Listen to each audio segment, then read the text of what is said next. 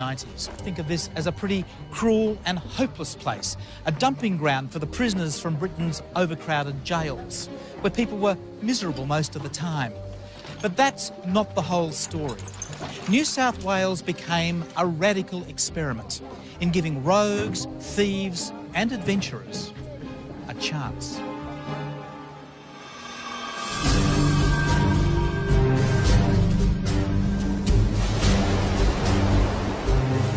In 1790, the second fleet of English ships ever to go to the colony is on its way. On board are Lieutenant John MacArthur, his wife Elizabeth and their baby son. They're on their way to begin a new life. These are two very ambitious people. In my last letter, I informed you, my dear mother, of my husband's exchange to a corps destined for the convict settlement at New South Wales, from which we have every reasonable expectation of reaping the most material advantage. MacArthur and Elizabeth have had to fight to get this far in life. They demand more space and privacy, as befits their status. But then the second fleet is the voyage from hell. It is run by private contractors who normally work the slave trade. They're paid whether the convicts on board, who are the main reason for the colony existing at all, arrive dead or alive.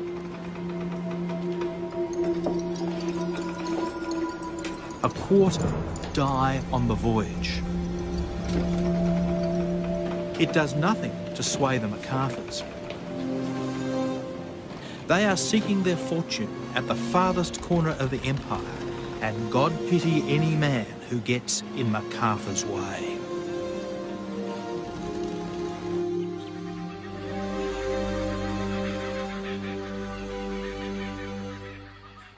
The Sydney town that awaits them has also been doing it tough. A tiny population of 1,000 people, nearly starved waiting for the second fleet. The MacArthurs arrived to a raw, young community just over 2 years old, made up mostly of convicts. If the colony is ever to be more than a jail dependent on supplies from Britain, it needs free settlers like the MacArthurs to make it self-sufficient.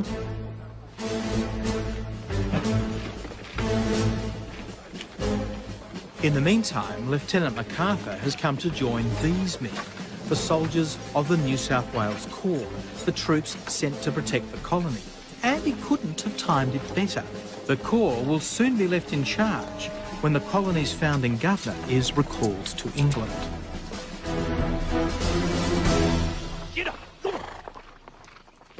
In the years that follow, MacArthur and his fellow officers seize the opportunity left by the official vacuum to make their fortunes. As a member of the Corps, MacArthur is entitled to 100 acres of farmland, with convicts free of charge to work it. Before he's finished, he and Elizabeth will have a great deal more. Their farm and those of the other Corps members now deliver the produce needed to make the colony self-sufficient, a huge step forward in giving the colony a future. Gradually, the other smaller settlers, many of them ex-convicts, catch up as well. New South Wales is becoming more of a farming community than a jail for old lags. But all the farming land has to come from where? The short answer is from the Aborigines. As the white settlers take up more land across the 1790s, the Aborigines fight back. No one's asked them. The land is simply taken. By contrast, MacArthur has good relations with the local Durag people. Through careful negotiations, he avoids the violence and the troubles affecting other farmers.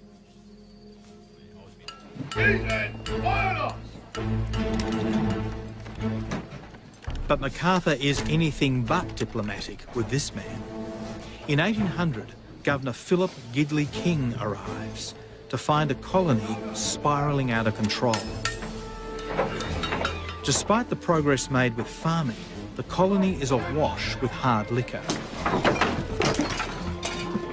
Over the last 10 years, the Corps have made a fortune importing rum. They purchase an incredible 7,500 gallons of the stuff and sell it on at great profit. The Rum Corps, as they will become known, even use spirits as a form of currency. Scenes of drunken and licentious behaviour become the norm. King is appalled and determined to assert control. He outlaws the officers' trade in rum and encourages other forms of power.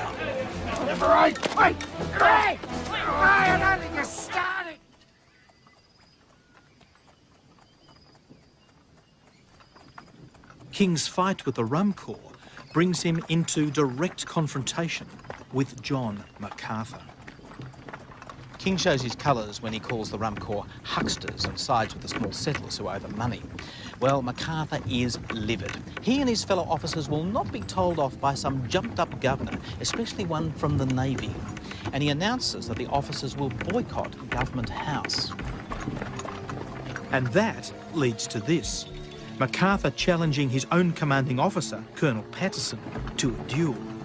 Patterson's crime? Telling MacArthur to show the governor some respect.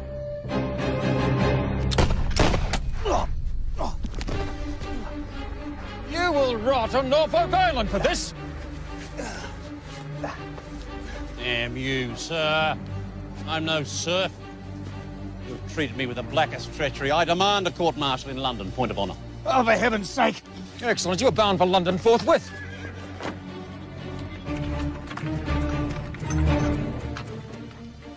MacArthur is sent to England, but the court-martial collapses after all the paperwork is rather conveniently lost at sea.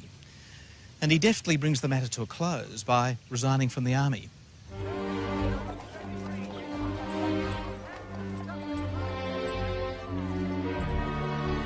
But London is a big, fat opportunity for MacArthur, and he makes the most of it.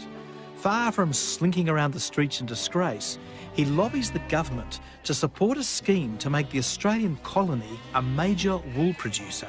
He wants land, and plenty of it. MacArthur.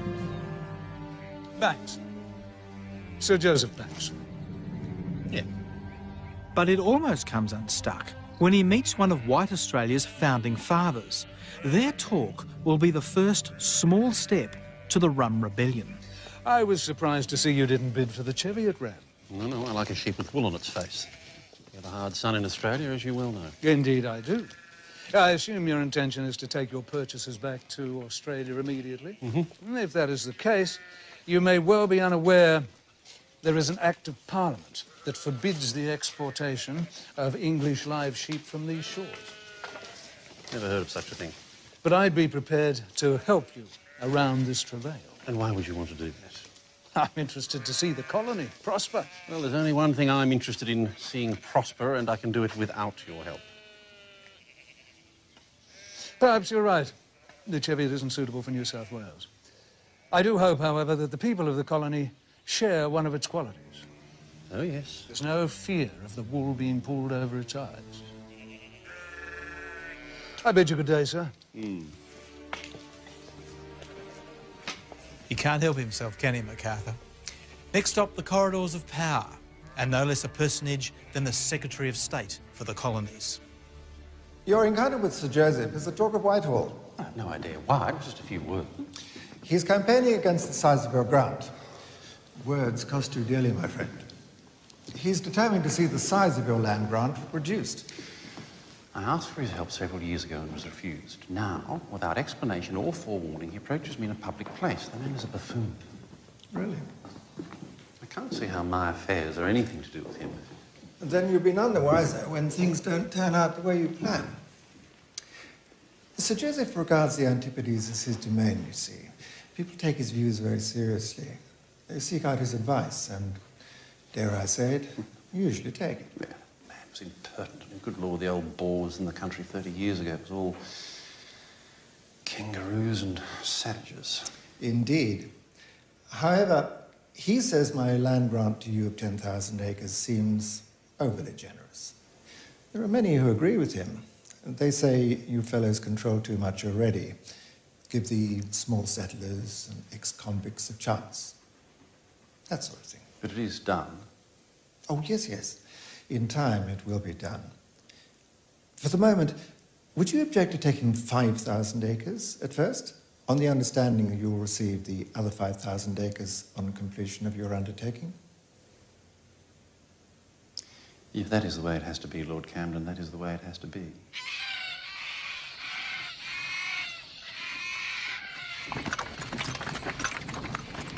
Back in Sydney, poor old Governor King can't believe it. He sent MacArthur to London in disgrace for a court-martial, and the road comes back with a land grant for 5,000 acres. King returns to England a bitter and disappointed man.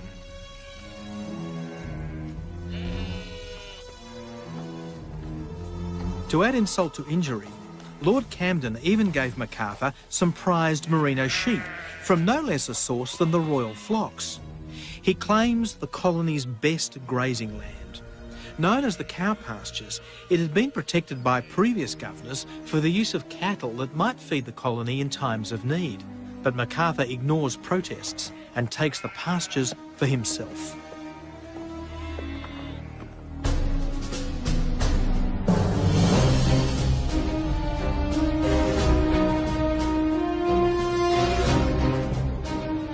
In 1806, Governor William Bligh set sail for New South Wales, a man who will turn the colony on its head and change its destiny forever. The Captain Bligh of the infamous mutiny on the Bounty. Bligh is an officer of great ability, but terrible temper, a commander who has turned loyal men into rebels. Accompanied by his daughter Mary Putland, Bligh is on a mission to sort out a troublesome colony. An appointment encouraged by no less than MacArthur's old adversary, Sir Joseph Banks.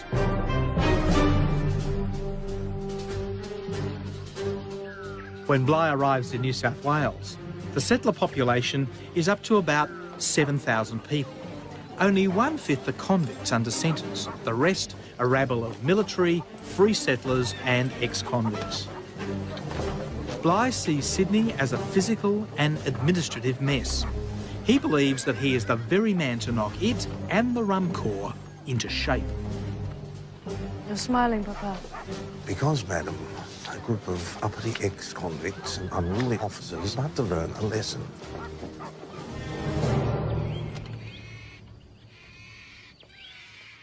Bligh sets to work immediately. He tries to end the rum economy by prohibiting the use of spirits as barter. But the real battle is about land. Mrs. Putland. Mr. MacArthur? I hope I'm not disturbing you, Governor. I understand there's been some talk about the land granted to me by Lord Camden. Now, I was originally offered 10,000 acres, half of which I've accepted, and with it have been doing my utmost to create wealth for this colony.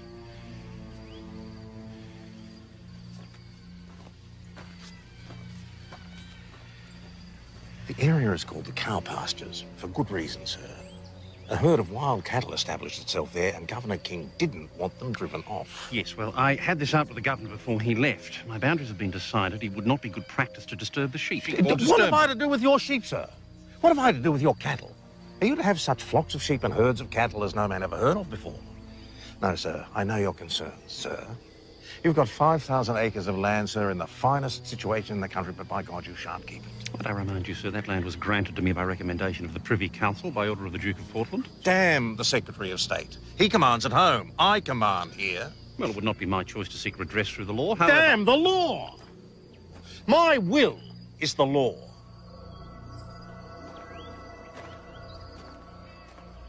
And it's here that our story of the Rum Rebellion takes a turn. Now, MacArthur is the owner of a ship called the Parramatta, and it's about to get him into trouble. The colony has a law that says that any ship owner who allows a convict to escape forfeits a bond of £800. Now, this is a whopping amount of money. And a convict has escaped while the Parramatta was in Tahiti. When it sails back into Sydney, MacArthur wriggles out of trouble by renouncing his share in the vessel, leaving the captain and his crew destitute. When the captain comes to Bligh looking for help, it's clear he's come to the wrong man. Governor, sir, my name's Captain John Glenn. I'm skipper of the Paramount. I know who you are, you scum. Well, I've been a week out in the cove, hove to, with no provision. What does that matter to me? You took a prisoner from here and released him God knows where. I never, sir. It was all done behind me back.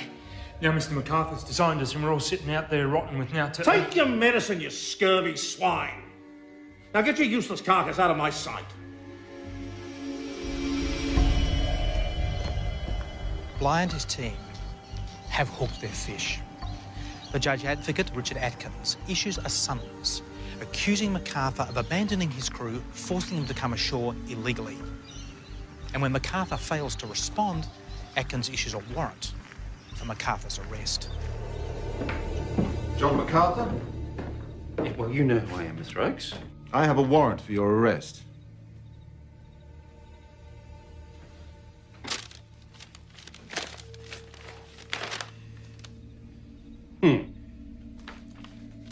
Well, Mr. Oakes, you will inform the persons who have sent you with this warrant, which I now have a copy of, that I will never submit to the tyranny attempted until I am forced. I treat this with loathing and contempt, as I do the persons who have directed it to be executed. Do you understand that, Mr. Oakes? You tell them that this warrant can only be meant as an insult to me. Now, they will probably be angry with you for disappointing their expectations, Higgins, but you may tell them in your excuse that I am a sort of gentleman you do not much like to force into anything, and that if they send you with another warrant, they should provide you with an armed force, because I looked in a desperate ill humour.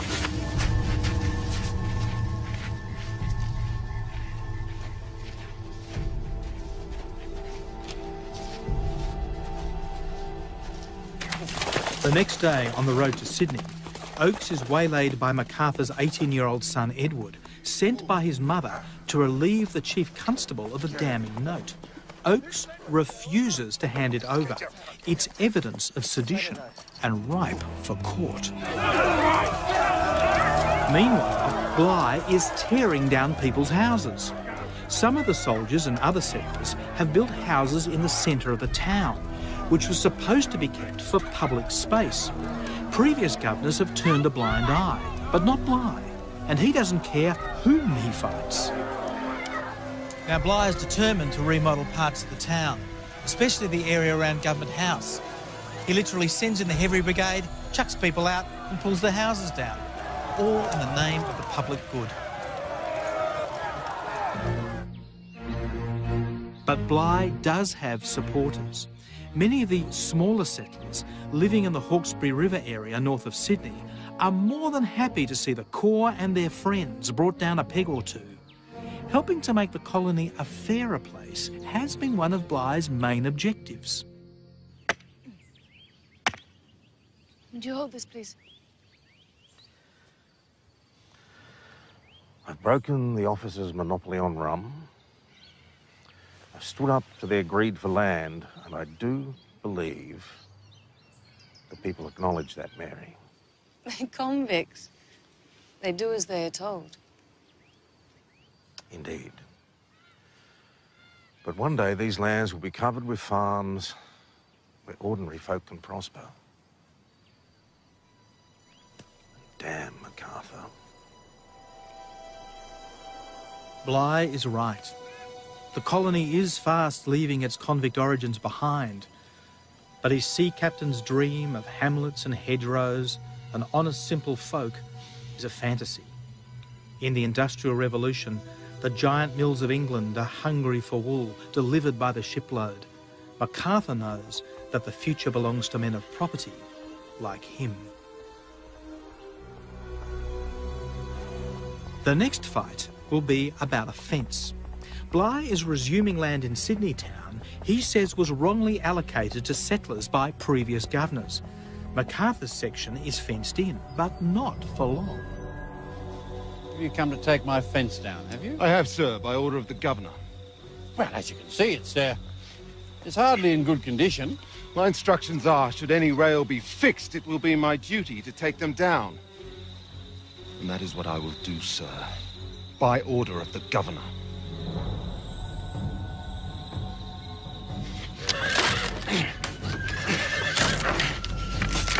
Precisely what I will do, sir!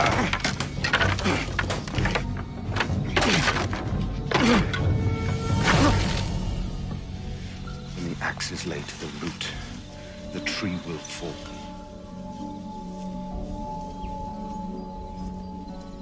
But MacArthur has no intention of falling anywhere. He's seen governors come and go, and he knows back in Britain there are rumblings about how much power a governor should have anyway. In England, one of the most powerful advocates of democracy is Jeremy Bentham, and he's in no doubt that the governors of New South Wales are a pack of despots. The Governor issues a proclamation. Whoever defies me, I will punish. And how shall this miscreant be tried? Why, by a court appointed by the Governor himself. This is not law. This is the basest act of despotism. It's thoughts like these that move men to rebellion.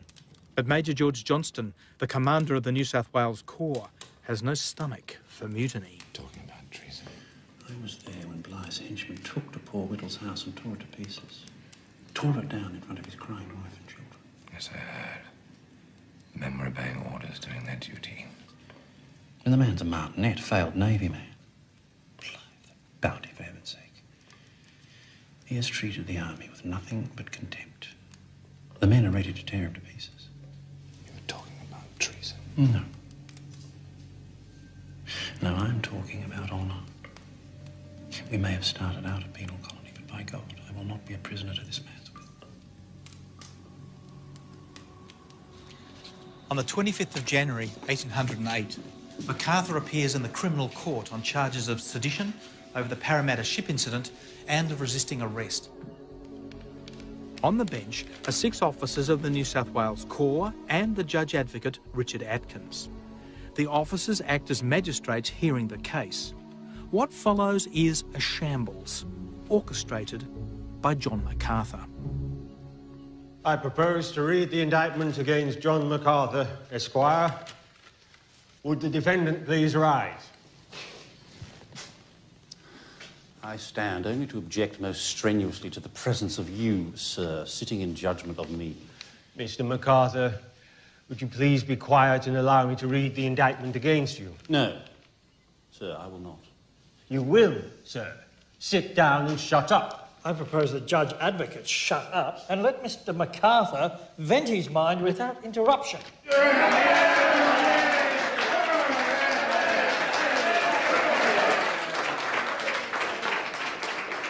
Gentlemen, I do not deserve to stand before you here today. Indeed, no man deserves to be treated as I have been treated.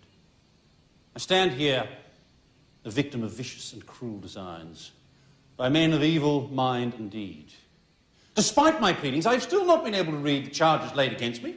They've only just been drawn up. Yes, precisely. Concocted at the 11th hour by the convict George Crossley, aided by this poltroon, the Judge Advocate, who, having accused me, now presumes to sit in judgment of me. Now, of course, the Judge Advocate has long acted both as my judge and my prosecutor. And it goes without saying that he is very interested in obtaining a verdict against me. What's he talking about? Some time ago, MacArthur bought a promissory note off another settler, an IOU signed by Atkins, and he's kept it all this time for just this eventuality. Which I am prepared to pay. But you, sir, are demanding interest. This court is now adjourned. This man is indebted to me, and yet, despite my entreaties, refuses to honour a promissory note held in my favour.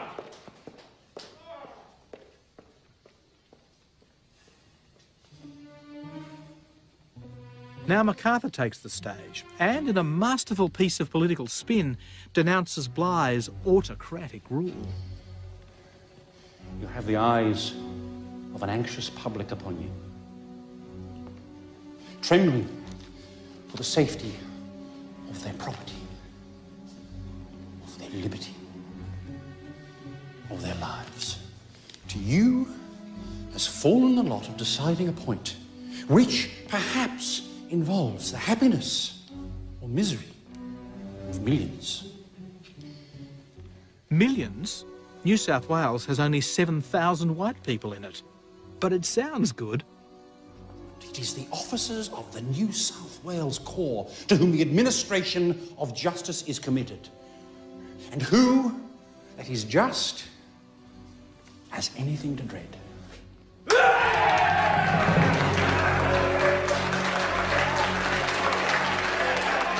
The magistrate sent a message to Governor Bligh, demanding that he find a replacement for Atkins, or they will appoint someone themselves. In the space of a morning, MacArthur has reduced the colony's court system to a farce. New South Wales is on its way to a military rebellion. They said the most foul things about you, sir, and they didn't spare me either. Damn their eyes! They wouldn't let me speak, and they refused to deliver up my court papers. How did they get them? I left them behind. You're a bloody fool, man! MacArthur and his cronies will do nothing without hatching a plot first. It's an outrage. Surely they wouldn't dream of such a thing. Oh, they would dream of it, Governor. They would dream it wide awake while talking to your face. We'll start with the magistrates. I'll dismiss them. Every officer on that bench, I'll throw them in irons. We'll see how they judge that. While the rebel magistrates wait for an answer from Governor Bligh, he calls on the military commander, Major George Johnston, to intervene. But there appears to have been a slight accident. What does he damn well mean? He's unable to see, sir. He said it would endanger his life. Did he explain in a note? He has injuries. His leg, I think. Oh, he writes with his foot, does he? He does look bruised, sir. He fell out of his carriage going home last night. What? He was on his way home from the Corps' mess dinner and he seems to have taken a tumble. What? Classic case of drink driving, or maybe just a very convenient excuse. He fell out of his gig, sir. What in blazes am I to do? My corps commander is making me pay for enjoying himself too much. Do you think I should suffer such damnable insolence? He seems most determined not to see you, Excellency.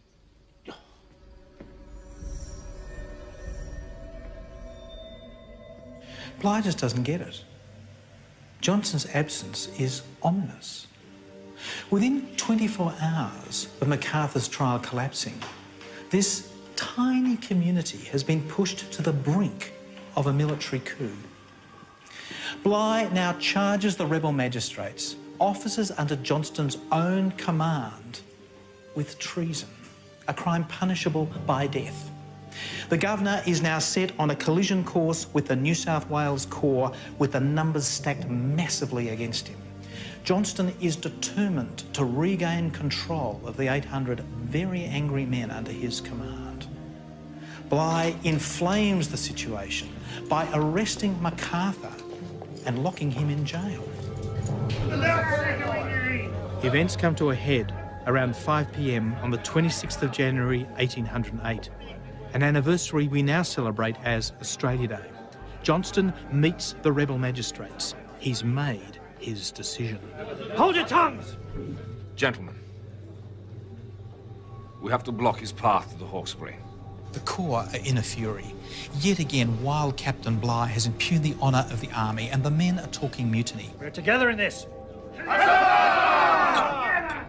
Bligh himself may try to mobilise his own supporters among the small settlers out on the Hawkesbury. In defiance of Bligh, Johnston releases MacArthur from prison and takes control of the rebellion, which is rapidly unfolding. Gather your men, form ranks, and fix bayonets. Yes, sir. Check your firelocks. Shoulder, firelocks. At the ordinary time, march! In the space of just 1.5 hours, Johnston, MacArthur and the Corps have made the momentous decision to march on Government House and place Bligh under arrest. Government House is taken by surprise.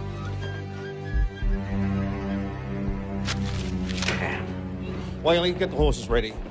Dunn, upstairs. Help me with my uniform.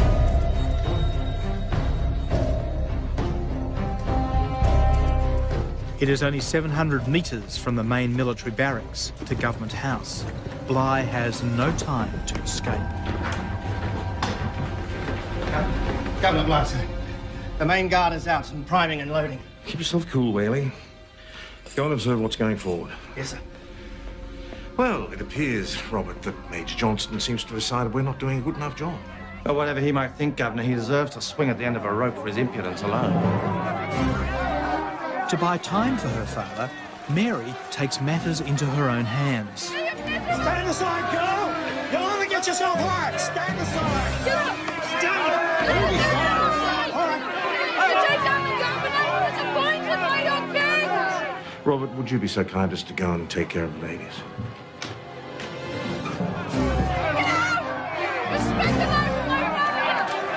Madam, come away!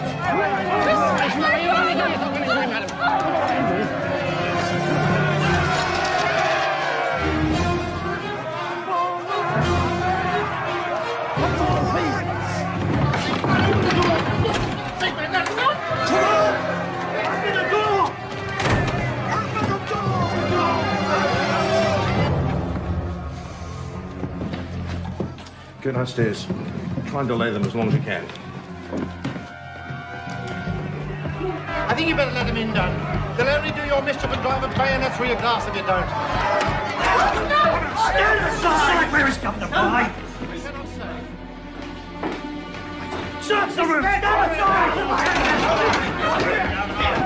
Stop right there! Stop right there! Stop right there! Now stand down!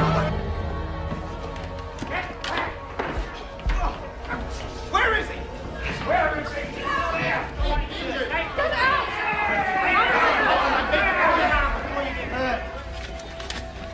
Bligh tries to grab sensitive documents before escaping, but the Corps have arrived too fast. He's trapped.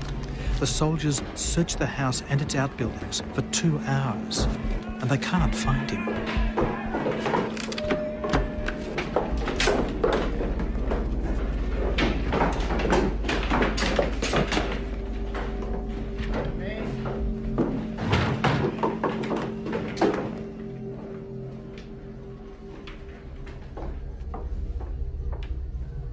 MacArthur stays outside with the citizens of Sydney and other leading businessmen like Gregory Blaxland and Simeon Lord. I guess it doesn't do to look too much in control.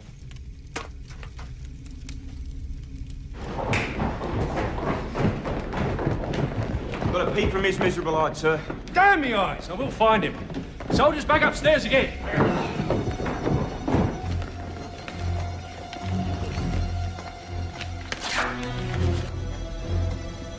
The soldiers make one last search of the house. At first, it's as frustrating and unrewarding as before, but then they retrace their steps. What's behind this door? That's my bedroom. There's nothing in there but my bed.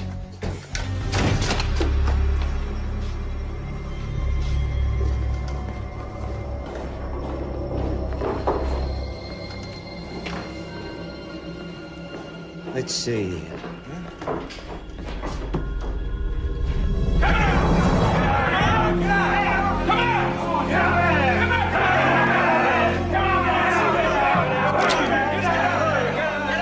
William Bligh's reign as Governor of New South Wales is about to come to an end.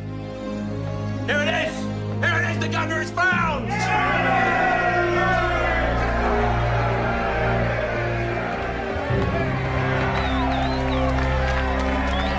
Then, a moment when it could have gone horribly wrong.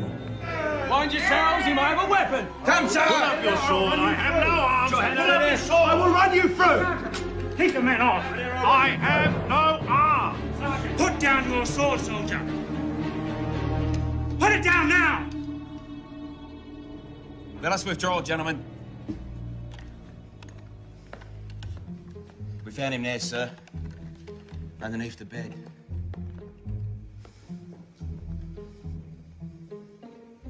Come on.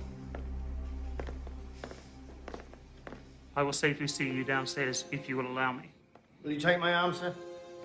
Thank you, Whaley. I'm perfectly safe with Mr. Minchin.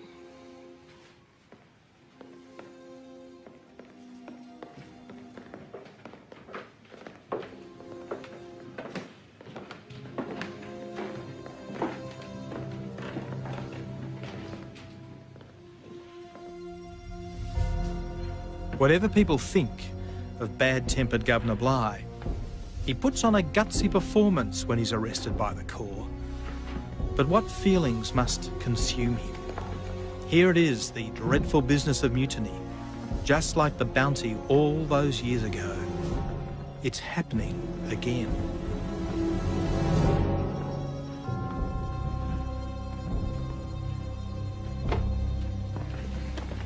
What have they done to you? Mary, you must remain calm. Have they hurt you? No. But you must let them go about their business without provoking them. I thought when they found you that... Mary, you must let me deal with these men in my own way. Major Johnson wishes to speak with you. This document purports to be a warrant issued by the men of property. The idea is to make the overthrow of Bligh look legal. You are charged by the respectable inhabitants with crimes which render you unfit to exercise supreme authority in this colony for a moment longer. Signed, George Johnston, Acting Lieutenant Governor. Johnson calls himself Acting Lieutenant Governor because he wants to make it clear this is not a rebellion against London or the Crown. He knows that if back home they see this as treason, all these blokes could hang. The author of the document is John MacArthur. Well, you can see why he doesn't want to take the credit. Well, you ought to be congratulated, Major, for the handsome manner in which you carried the wishes of the inhabitants into effect. Had I known I was so much disliked, I would have left the colony on the first available ship. I'm putting you under arrest by the advice of my officers. I therefore command that you submit to this arrest under which I'm placing you. Place a guard on all four corners of the house, outside in the grounds. No visitors for the governor unless they have prior permission. Sir, guards to your posts. Remember, no visitors.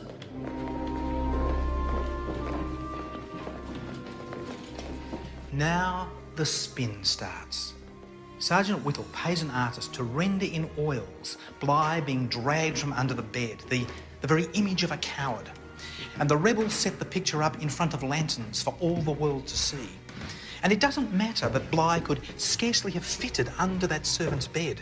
This picture becomes the image of the Rum Rebellion and one of the most famous pieces of propaganda in Australian history. Bligh's reputation never recovers. The night after the coup, the town goes mad. People light bonfires and burn effigies of Bligh. They roast lamb on a spit and drink themselves silly, cheering and toasting the leaders of the rebellion. Well, after all that, what happened? Surprisingly little, really. There'd been no revolution, no storming of the Bastille. The whole point had been to get rid of Bligh. And with Bligh and his daughter safely under house arrest, people just got back to their normal lives, with the Rum Corps and MacArthur pretty much back in control. But then a development that MacArthur hadn't counted on. A full year after the rebellion, Colonel Patterson comes back from Tasmania to assume command of the colony. This is Patterson of the duel, and he hasn't forgotten the wounds that he received from MacArthur. He at least believes that something should be done. He packs Johnston off to London to face court-martial, and MacArthur follows, believing that he can influence events and pull a few strings. Having deposed a governor, these two men are now law-abiding citizens, ready to face their day in court. In 1810, a new governor arrives. He is Lieutenant Colonel Lachlan Macquarie. Bligh is expecting to be reinstated as governor. Instead, he has been replaced. Why didn't they just give you a temporary commission? I committed no crime. It was not my decision. I answered the call, so to speak. But why revoke my commission? It's all calm now. Peace has been restored. I barely got started. I assume you intend to collect evidence for the court-martial. You, of course, must take all pains to present your case. I can assure you that's precisely what I'll do. I'll have them swinging by year's end. I have instructed the Colonial Secretary to make himself available to assist with the collection of all the appropriate documents. I've seen various members of the rebellion walking the streets. What's to be their fate? Much will depend on the outcome of the court-martial. They deserve to be held in chains on a ship back home for a dose of English justice.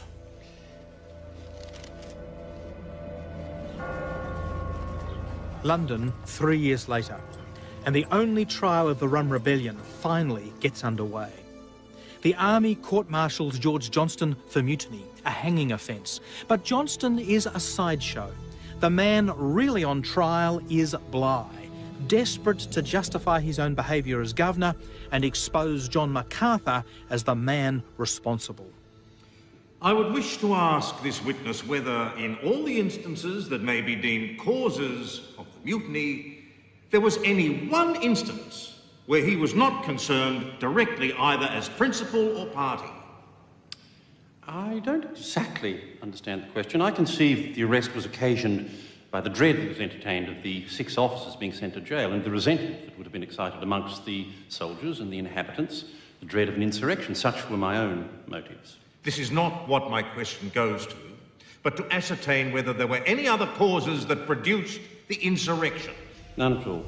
Do not answer in haste. It seems that the first cause for grievance is the detention of that ship of yours and the forfeiture of £800. The next is about a post that was taken away from your ground, and these seem to be the principal parts of all the causes of the revolution. Yes, well, those things I have no doubt caused great dissatisfaction, but I've never heard them assigned as reasons for the governor's arrest, nor any other reasons assigned other than the dread of an insurrection. Were you not with the troops on the 26th of January? And did you not, as they marched up to Government House, give directions to several of the men, and particularly the music? No, I have no recollection of anything of the kind. Was not the paper signed by most of the officers and several other persons requesting Major Johnston to arrest the governor in your handwriting? Yes, it was.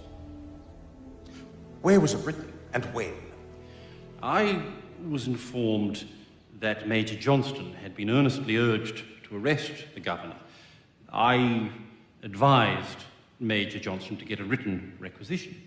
He acquiesced in it, and I then immediately wrote the paper alluded to.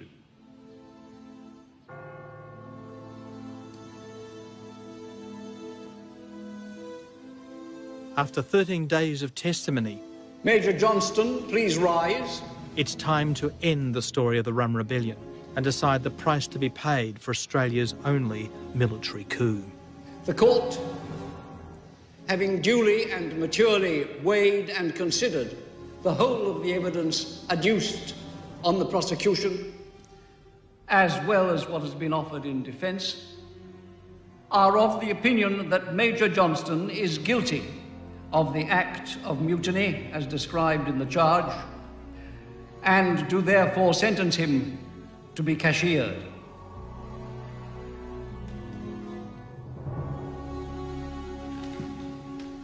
Which means they've sacked him from the army. Men found guilty of mutiny can find themselves dancing at the end of a rope, so the court's gone easy on Johnston. He's now free to go back to New South Wales and his wife and kids. Really, this verdict is a slap in the face for Bligh, especially after he's worked so hard to nail Macarthur.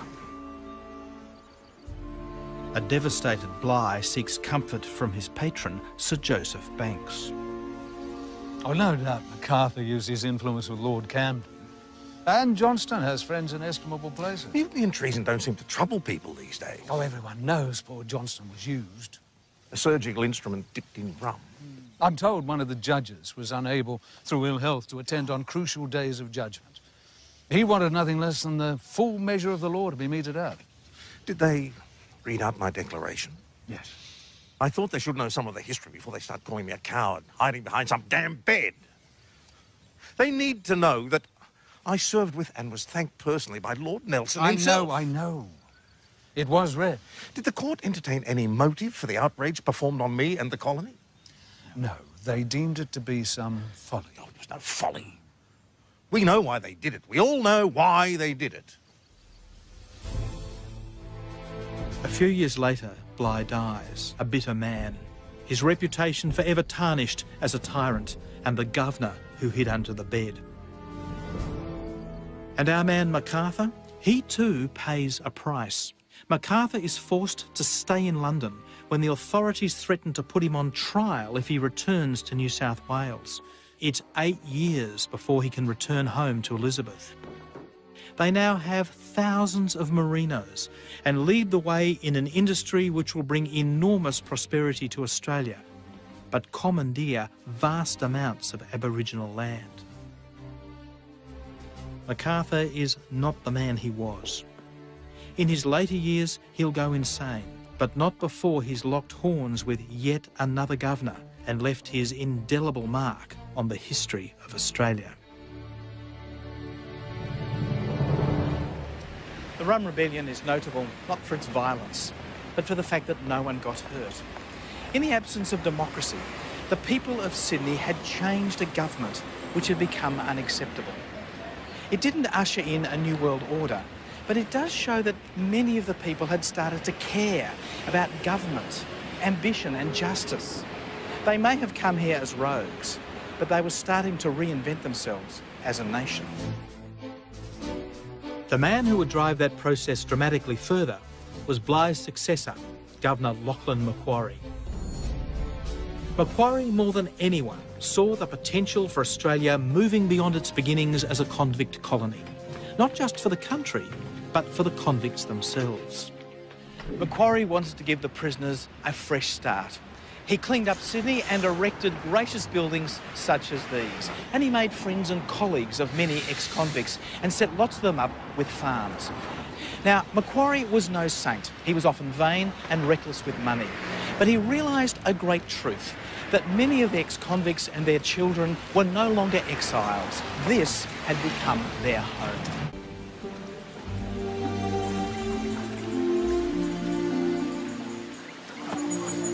The convict settlement on the shores of Sydney Harbour is now 3 decades old.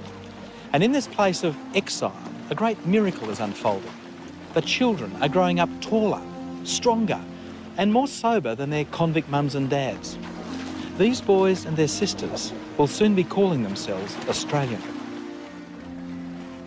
Native youths, generally fair, blue eyes, tall, and developing a distinctive accent. Bloody convicts! Seemingly free of the vices of their parents, but they do not seem to know their place. That bloke is Commissioner Big. Word has reached London that Governor Lachlan Macquarie has turned this prison into the convicts' land of opportunity, and Big's been sent here to investigate. The people who really impress him are the exclusives, a small group who've come here as free settlers or officers and done well. People like the MacArthurs. So, Mr. Rudd, this is your prize merino? Most welcome here, Mr. Big. You must treat our small farm as your home away from home. Oh, it's a fine place. Ah, well, quality merino, staring us in the face. And England shall never want for fine wool if we are given the resources here. Oh, this is good news. And nothing, this land, Mr. Big, from nothing. If left to that fool Macquarie, Papa, it would return to nothing. perhaps we should go inside. Well, I suspect that Mr. Big is a man after my own heart. I believe I am, sir. Now, Macquarie has no respect for what we're doing here, the bloodlines that we've produced, nor the wealth that can be created for king and country if we are given more land and convict labour. Well, you're not the first to say so. I swear that man has given me gout. Mr. Big, would you like some lemonade? Thank you so much. You've seen the ships arriving, sir. 10 filled with convicts in the past few months. And we don't see them. Now, Macquarie gets them for his government labour. Oh, the boy's right. Go this way, Mr. Big. Well, don't tell me an ex-convict can sit on a jury. They're not impartial. How can they be? They will want to bring respectable people down to their level. That is the convict's way. Lemonade, sir? Oh, thank you. Father feels the convicts have been less respectful under Governor Macquarie. Well, they're demanding their rights. What Right. This colony needs an aristocracy, just to keep it stable. Men of capital. There is a dangerous democratic feeling taking root here. Nip it in the bud. Oh, now, has that letter gone out to Wentworth? Yes, Papa. Yes, private matter, a marriage proposal. Rejected. Unsuitable. Convict stay. No. Yes, there's no need to write that down. Mr. Big likes what he hears. Australia is a wool exporting country run by prosperous exclusives. Just the thing to keep decent Britain safe from radicals and Democrats. But bad news for the Aborigines. The original inhabitants, the Aborigines, are in crisis. They have lost their lands and have been decimated by smallpox. At sunset each day, Sydney Aborigines can be seen crossing the harbour in front of Government House to the North Shore to find thick trees or hollow logs where they spend the night. They still hunt and fish, but white man's bread and grog are winning out. As the colony progresses, their situation will only get worse.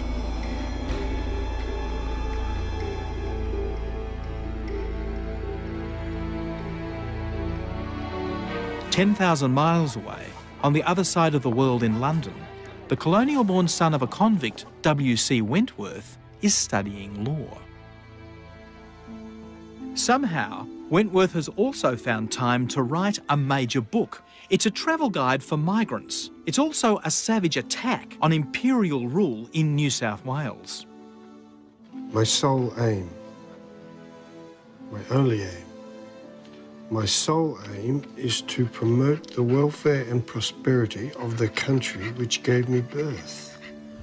In England, the old order of class and privilege is being challenged by radical Democrats like Tom Paine and Jeremy Bentham, who argues that the good society is based on the greatest happiness of the greatest number.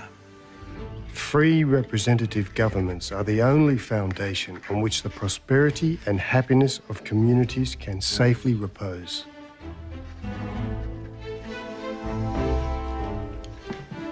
Wentworth is not really a Democrat, but he is the son of a convict, and he reckons that his lot should have the same rights as any freeborn Englishman. So he's a huge supporter of the current governor, Lachlan Macquarie. And Macquarie is proud of what he's achieving. 265 projects built by convicts, some even designed by a convict. He's confident that Big's report will be, he says, highly honourable to my character. But Big has no time for Macquarie's good works. He wants the words New South Wales to strike terror into the hearts of criminals back home. And he condemns Macquarie's public works program as absurd. And it doesn't end there. Now, Your Excellency, you have a notion to appoint one Mr. William Redfern to the bench of magistrates. I've given him my word. He will be appointed. The appointment will give great offence. The man is one of our finest surgeons. If you appoint him to the magistracy, it might well be annulled. Put this in your notebook, sir. Write. Write. You've come here to write, so write. As senior surgeon, Redfern initiated medical treatment for men on the convict gangs. His reports on our transport ships has transformed the way we do things here. He's worked tirelessly for the Aborigines Institution, the Benevolent Society. He's on the board of the Bloody Bank. He's a convict, which is why the Colonial Office would not appoint him chief surgeon, despite your recommendations. He's done his time. A convict cannot become a magistrate. There is no place for such a man within the law. Damn your narrow mind, sir. May I suggest, Your Excellency, that we continue our discussion at another time, preferably in writing? Out there on those streets, there is industry and temperance. I have seen convicts rise to take their place alongside fellow citizens. And if you don't see any of that, sir, you really are a fool. Sir! In writing, Your Excellency, I think that will be best. Biggs's mostly negative report will be published by the time Macquarie returns home to England. He's devastated by its findings. Soon afterwards, he dies. a hero to his friends and supporters. To Governor Macquarie, who has raised to situations of the highest trust and dignity of many deserving persons who have been convicts. Wentworth knows what it is to be an outsider. His mother was a convict, and he's always wondered why his father, one of the wealthiest landowners, is shunned by Sydney society. He's about to find out. A pamphlet written by an English MP exposes his father's hidden past as a highway robber. This on top of John MacArthur's letter rejecting Wentworth's offer of marriage to his daughter Elizabeth.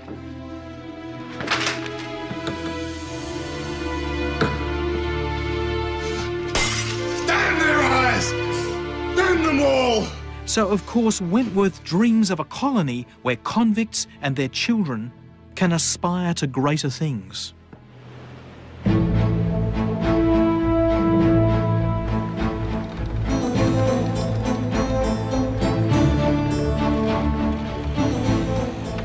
As Wentworth sails home, he and the MacArthurs are now in rival camps. The MacArthurs will lead the exclusives, who believe that those tainted with convict blood have no place in polite society. Back in Sydney, Wentworth issues a rallying cry to the emancipists, the ex-convicts and their children.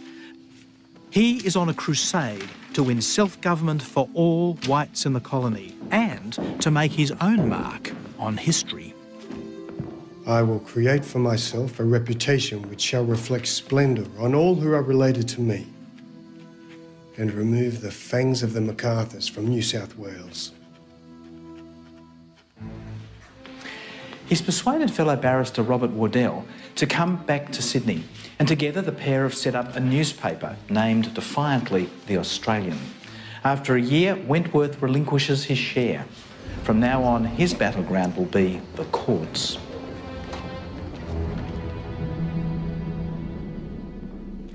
One of his first cases, a young currency lass of no fortune, had been engaged to be married. Thank you, Mr. Wentworth. First witness, please.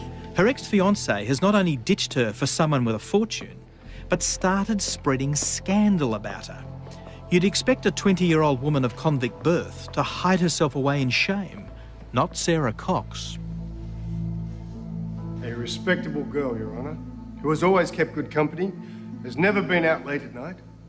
She is the first woman in New South Wales to sue a man for breach of promise of marriage, a suit that's usually brought in England by a posher type of gal.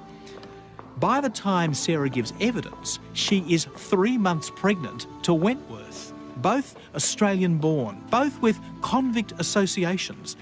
They set up house out there for all the world to see. Now the exclusives really have it in for Wentworth, but he couldn't care less. He's determined to reform the colony.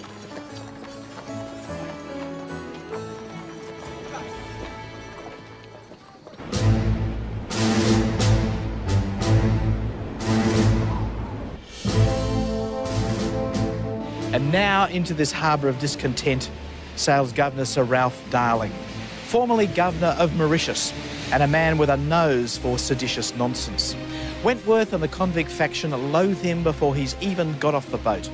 And 6 years later, he'll leave this place wondering what the hell went wrong. So what was this Sydney town like? By 1825, the European population of New South Wales has grown to around 36,000 people. Nearly half are migrants or emancipists. You'll find moneyed men of sail, trade and banking, convicts and sailors from around the globe. It's a place to reinvent yourself, make your fortune. Racing, boxing and drinking are the main sports, along with scandal and gossip. The crime rate here is actually no greater than that of London, and the punishments are no less severe.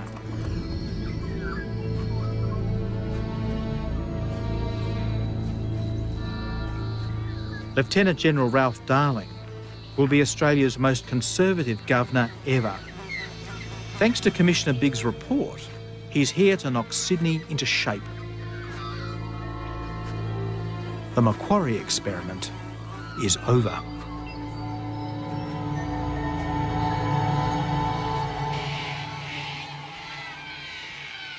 Well, we're not in Mauritius now, are we, Ralph?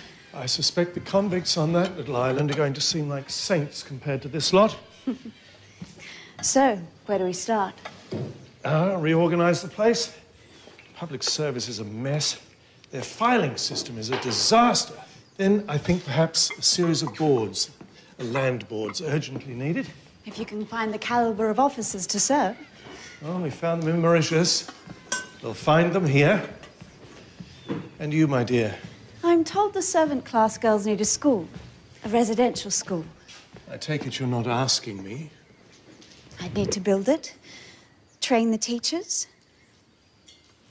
I'll build it myself. I'm sure you will, my dear.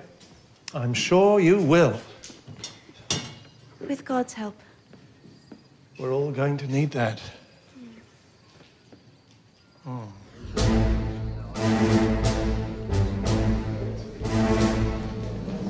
In a reform recommended by Mr Big, the British government sets up a legislative council. It's a small group of rich men and public servants who make laws for the colony. One of its members is John MacArthur Jr, and he takes up where his old man left off. I mean, we are a penal colony. New South Wales is not suited to the institutions of a free society. We know that there are those tainted with the convict stain, agitating for representation in this place, and to be allowed to sit on juries. It is our duty to resist this, to resist the radicals and the Republicans, to resist the convict faction. So the battle lines are clear. What's more, Darling's been told that he will still make land grants to free settlers, but there'll be no more grants for ex-convicts. Wentworth rises to the fight. He wants a world in which the convict stain no longer exists. Macquarie's dream of building a fairer society cannot be abandoned. Wentworth embarks on a campaign of rowdy meetings and petitions back to England. The same rights for every British subject as the crown itself is the birthright of the king. To liberty! To the Australasian heart! The Australasian heart!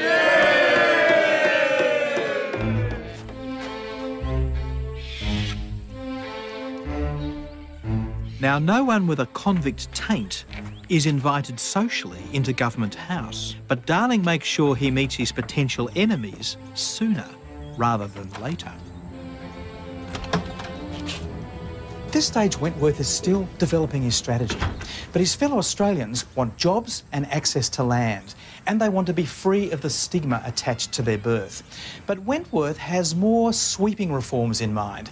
He wants trial by jury, the right of emancipists to serve on juries, and he wants freedom of the press. Let's not kid ourselves. Wentworth's not some sort of equaliser.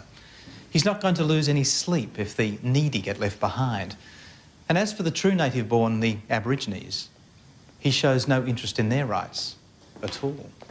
Mr. Wentworth. So you founded the Australian newspaper, Mr. Wentworth? My colleague, Mr. Wardell, now runs the newspaper. Well, I must say it's a rather vigorous press.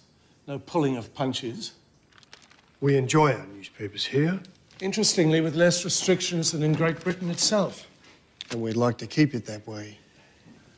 A colleague of mine warned me that a free press in the colony of New South Wales was rather akin to putting a printing press in Newgate Prison.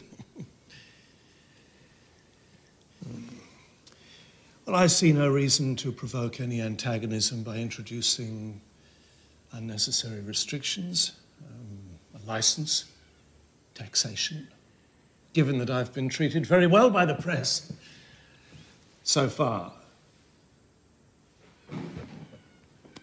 Yes, well, that won't last. It's inevitable that the upright military man and the lover of wine and women will come to blows. And it's the case of two light-fingered privates that gives Wentworth the excuse to roll up his sleeves. Private Sudds and Private Thompson, think they are nicking a piece of cloth. In fact, they are stealing a place in history. The unusual thing about these blokes is that they want to get caught. Regular soldiers get lousy pay to endure boredom, brutality and homesickness, and Sudds and Thompson want a life. They reckon that convicts in the colony have it a whole lot easier. Assigned hours, agreed rates of pay, and when they've done their time, they can even apply for land grants. But times are changing. Governor Darling is determined to make an example of these two. He steps in and makes their punishment a whole lot tougher.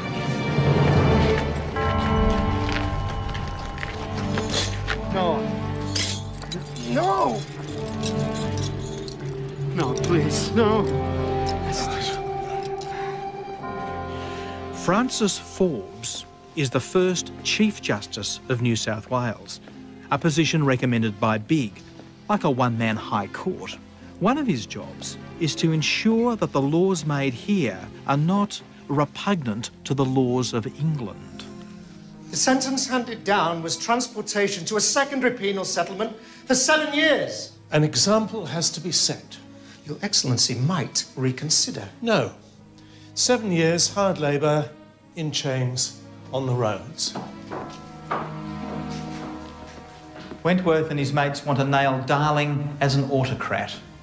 He's just played right into their hands.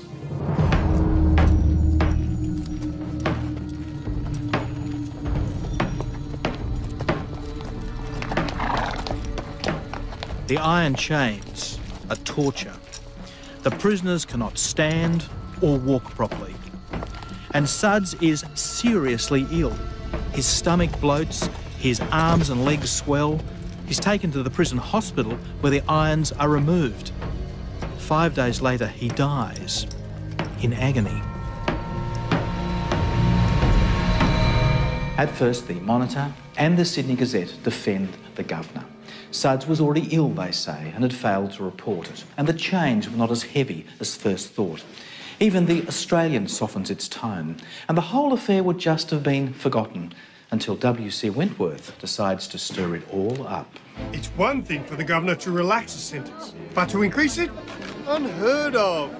The Governor has exceeded his powers. Impeach the savage bastard.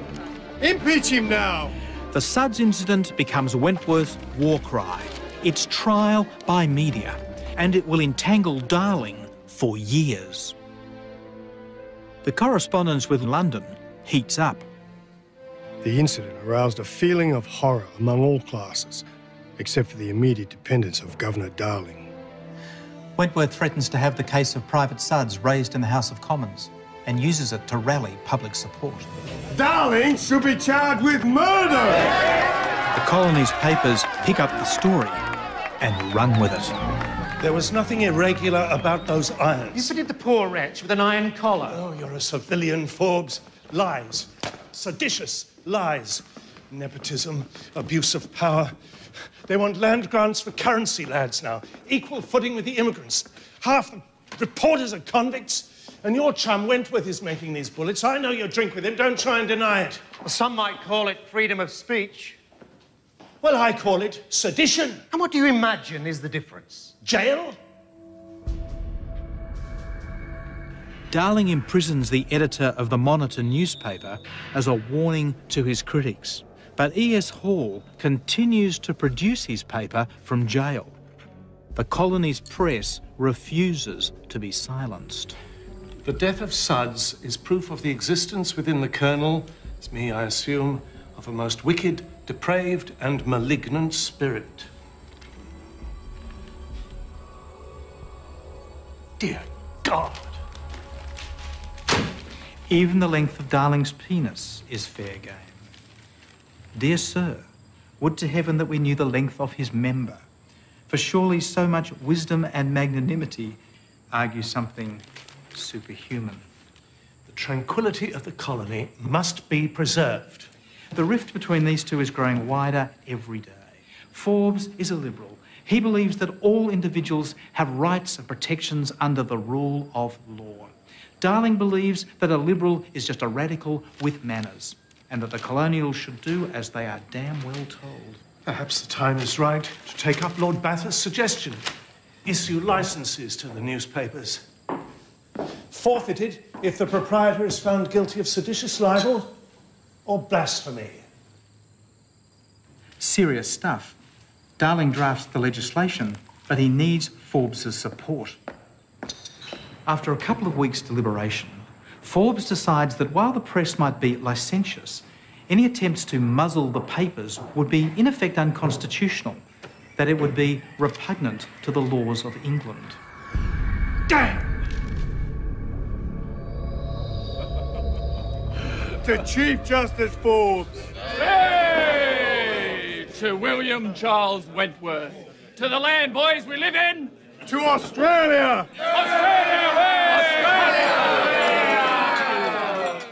Around this time, W.C. Wentworth's father dies. This marks a new phase in Wentworth's attack on Darling. Now a rich man, he has nothing to lose. Or else he wants to honour the promise that he made to his father to reach society's summit. He deluges friends and power brokers in London with a 25,000-word attack on Darling, who reels under the assault.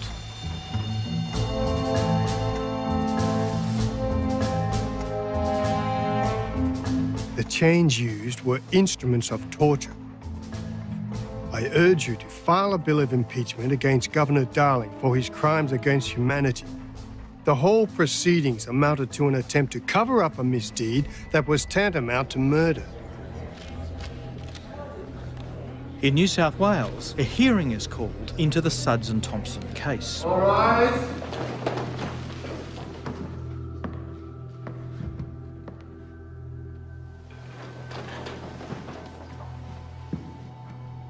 Governor Darling is paralysing the energies of this colony. The man is a monster. Such a series of fraud and corruption as has never occurred before in the history of our colonial government.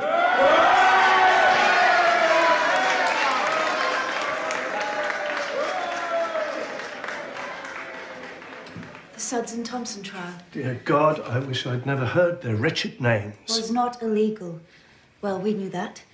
The governor altered the sentence before the men were transported. The size of the chains is governed neither by law nor usage. Oh, Governor Darling is exonerated in the death of Sudds. Mud sticks, Eliza. Mud sticks. What Darling can't know is that he'll still be facing these charges a decade from now before the House of Commons, thanks largely to outrage generated by W.C. Wentworth. I do wonder, Ralph, if even an angel from heaven could get on in New South Wales. Only if the angel bet on horses and liked to drink.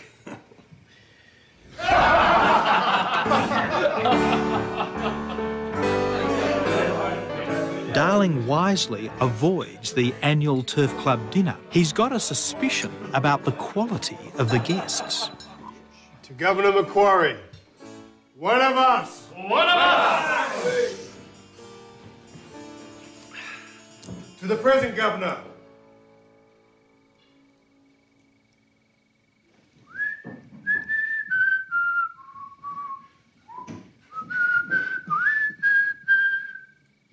Our apprentice Tom may now refuse to wipe his scoundrel master's shoes, but now he's free to sing and play over the hills and far away, over the hills and far away.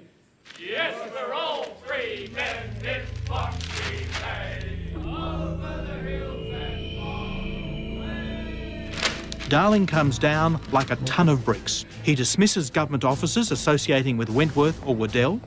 He launches charges of sedition against the Australian, and he withdraws his membership of the Turf Club. The man is working 16 hours a day, and it's starting to show. In his own mind, he's given this place what it needed: stern discipline and an orderly bureaucracy. And it's not as if this is the first place that he's been governor. But Sydney is different from Mauritius. It's complicated, messy, and tough, and it's populated by rogues of every description. Rogues who reckon that they have rights. Darling knows that his own career is in trouble unless he gets a good report card in England.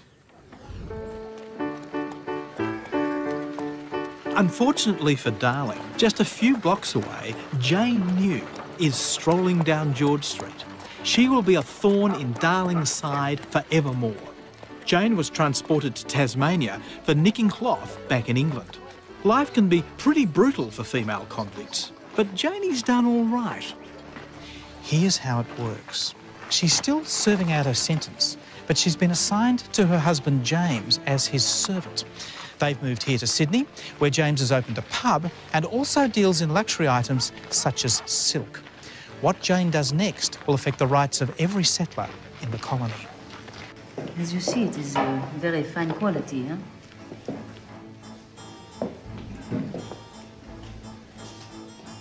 You like?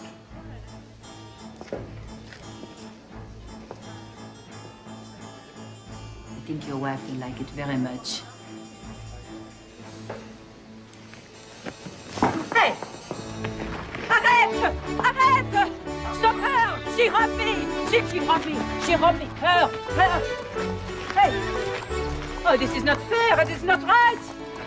What, just because she is beautiful, you let her get away, huh? Oh. You men, you are all the same.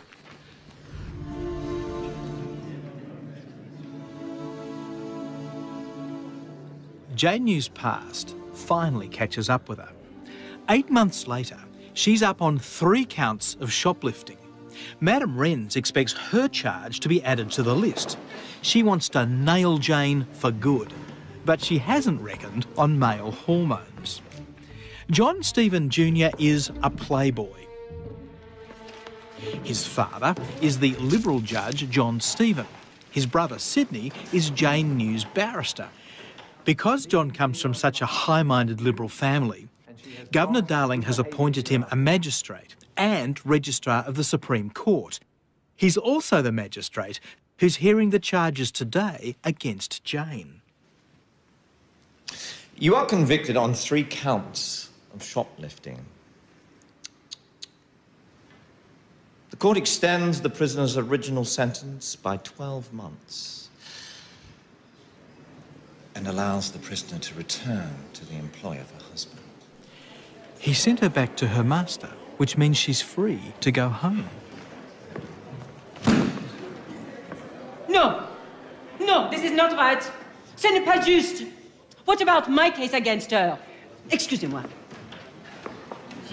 What are you going to do about this? And Madame Wrens goes on arguing until 3 magistrates agree. Jane New will stand trial on the charge of stealing from Madame Wrens' shop, and they refuse Jane bail. But the next thing you know, she's back on the street, thanks apparently to some paperwork done by John Stephen Jr.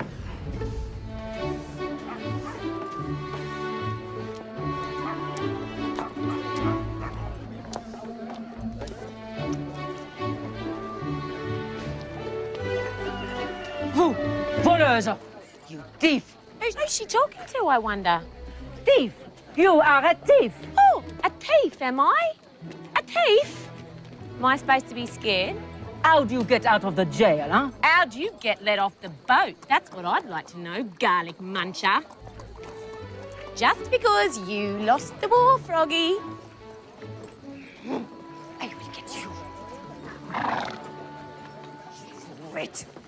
Il y a vraiment quelque chose de faux dans cette histoire. But Madame Wrens is determined. She knows that nicking cloth worth more than £2 is a very serious offence. She writes to the convict board and she hits the mark. Darling orders the police to imprison Jane to await trial. 6 months later, Jane New's trial is playing to packed houses. The courts here are like theatres, full of stories of comedy and tragedy, and the spectators know that Jane New could be sentenced to hang by the neck. Oh oui, c'est un morceau de tissu de... Madame Wrens certainly knows her rights. She rejects the court interpreter and asks to use a friend. Yes, this is part of a piece of silk taken by the prisoner. Sûr et certain. Definitely. C'est un motif unique, hein? It is a unique pattern.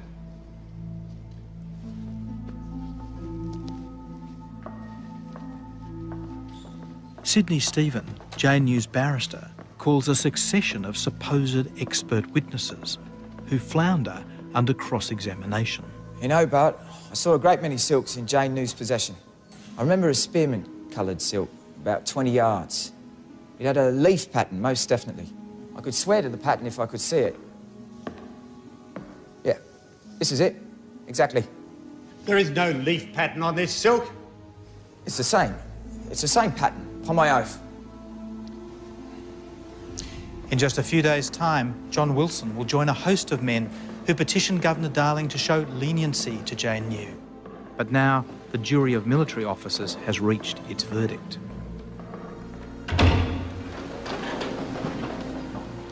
We find the defendant, Jane New, guilty.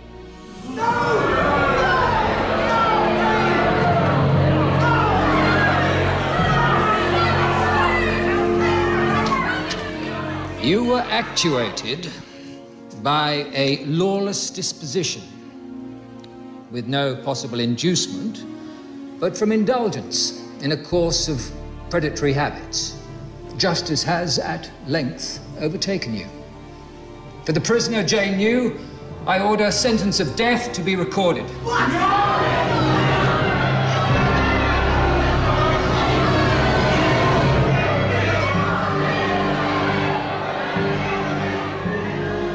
Actually, death to be recorded indicates a willingness that she be reprieved. Had he sentenced her to death, then John Stephen Jr. would now be writing her death warrant. This leaves the door open for an appeal to the Governor to show mercy and to commute the death sentence.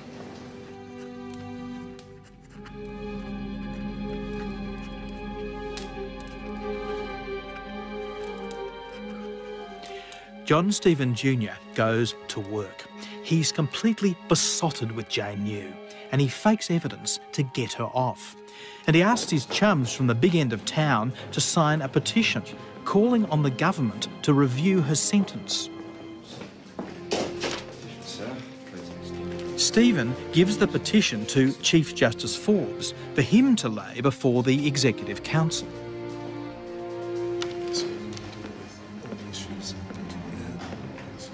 Your Excellency, Magistrate Stevens has handed me a petition to commute the death sentence of Jane New. There is full support that the verdict is amply harsh. A person who wantonly plunges into vice, indulges in evil propensities, relinquishes every claim to indulgence. I am prepared to commute the death sentence and impose a sentence of 14 years hard labour in Moreton Bay on our Mrs. New. 14 years at the penal settlement of Moreton Bay, a sentence almost as bad as death. But Jane New is in luck. Your Excellency, there's a serious anomaly here. We need to look back at when the crime was committed. We tend to imagine that the convicts were subject to cruel and arbitrary punishment, and at places like Moreton Bay that's certainly true. But this is a system which is taking meticulous care of Jane New's rights, even though she's a repeat offender. And she's just found a new ally. Chief Justice Forbes has discovered a cock-up. Before Jane was tried, the British government amended the law under which she's been convicted. But Darling, burdened with overwork, failed to make the change, even though Forbes advised him to. Open the door. Let them out. God, give me strength.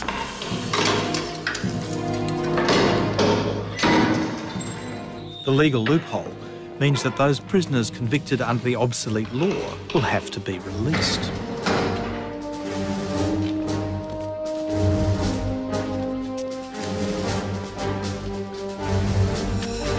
All the prisoners except Jane New.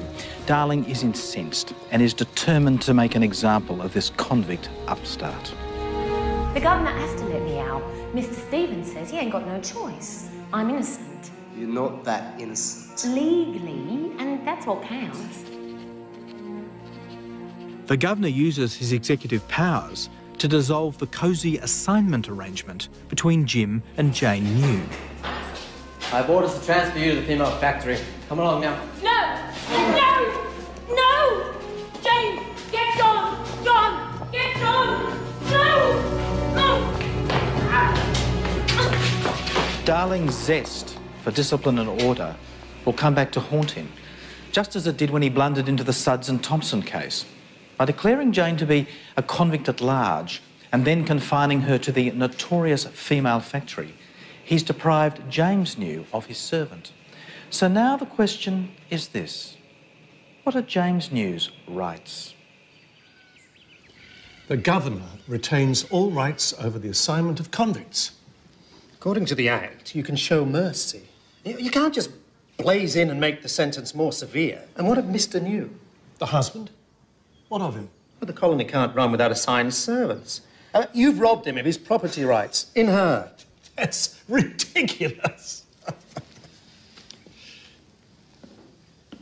Isn't it? He just doesn't get it.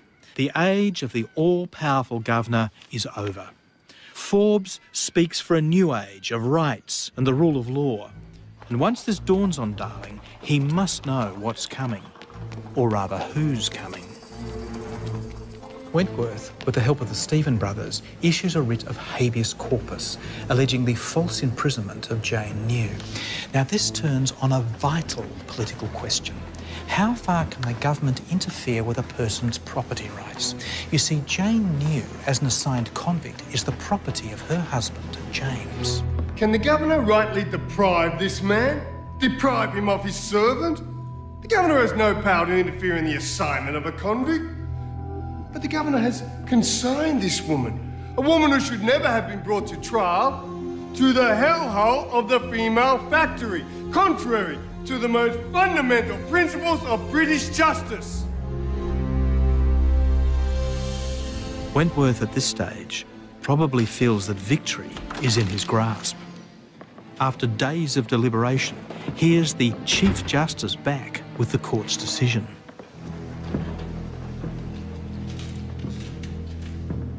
In my opinion, the governor has the power to cancel the assignment of a convict servant, only for the purpose of improving a convict's lot.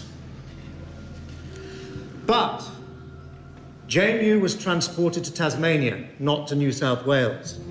She had no right to follow her husband to the colony of New South Wales until her sentence had expired or been remitted. We feel ourselves bound to order that she be placed in jail and returned to Tasmania, the place of her original sentence.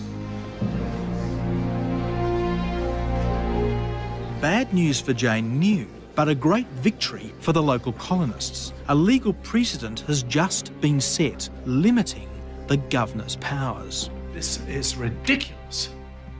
How it can be remedied without the intervention of Parliament, I really do not know. A woman lusts after a piece of cloth. A constitutional crisis is in the making. It's absurd. Darling sends an appeal to London. A long, slow process that will take 15 months for a reply.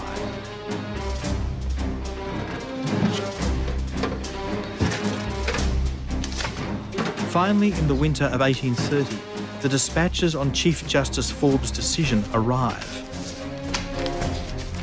England orders Darling and Forbes to stop bickering. Then, a surprise.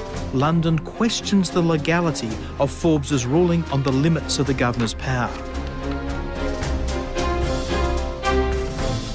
Darling feels vindicated and lets fly.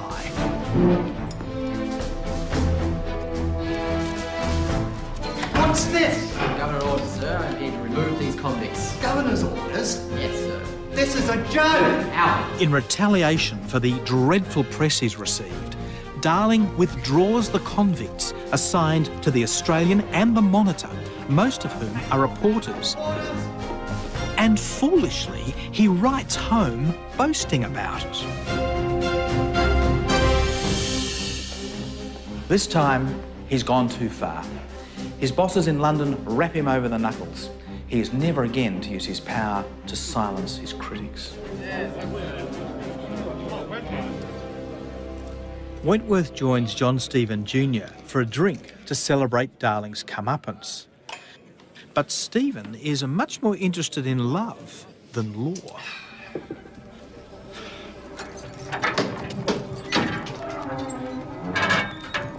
Jane New is still locked up, awaiting transport back to Tasmania. But thanks to John Stephen Jr., not for long.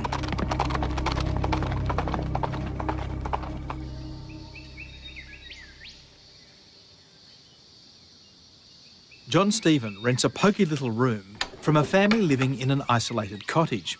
He tells them the sad story that their tenant is Mrs. Dixon, the victim of a violent marriage, and he's just looking out for her welfare. But it's a small community, and Jane is a celebrity. It's not long before tongues start to wag.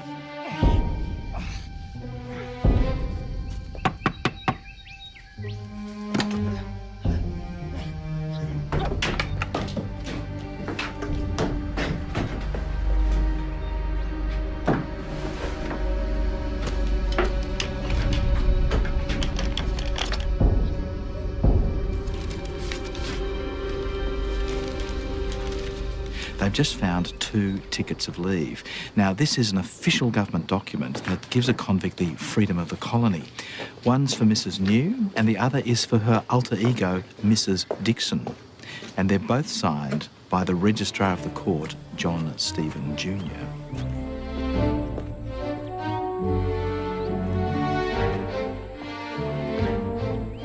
Knowing that Stephen drinks with Wentworth, Darling is careful not to inflame him. He hopes that Stephen will resign like a gentleman and go back home to England.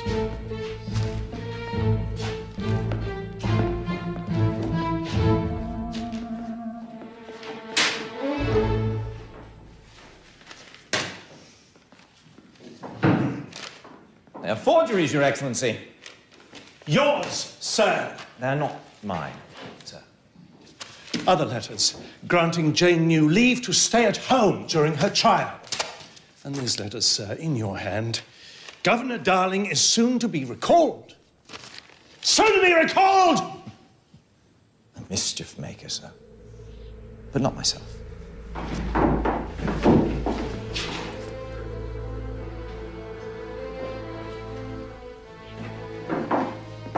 Darling suspends Stephen from office, not wanting to reveal that one of their own has breached a law. Another decision he'll live to regret.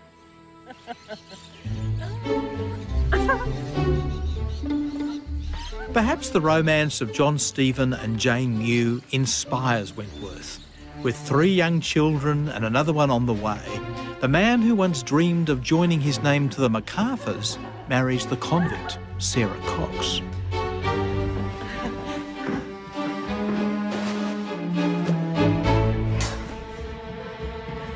But scandal and gossip are infectious. In about 12 months' time, Wentworth's mistress, Jemima, will also bear him a child. Speaking of infectious...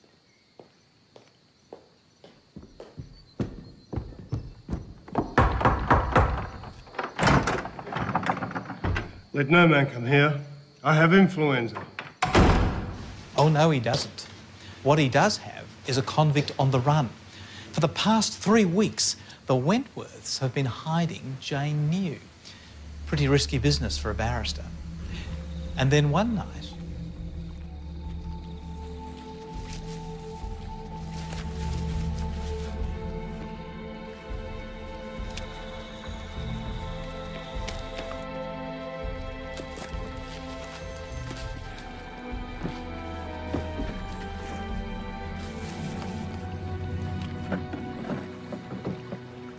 A short time later, John Stephen sailed for London, where he made sure the papers vilified Darling as the monster who'd murdered Private Sudds.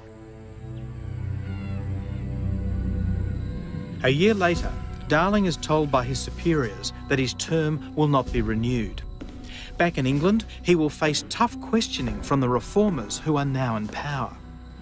Under his governorship, there were more convict executions and severe punishments than at any other time in the history of the colony.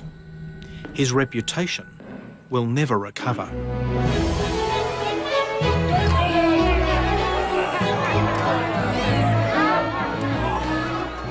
For Darling's departure, an open house party was held by a victorious Wentworth. Free food and grog for all! This land, lads, we live in. Good riddance and damnation to the defective autocratic rat of a man who came here to stamp on liberty and grind her into the soil. And we colonists have an equality of rights and privileges with the king's subjects in the old country.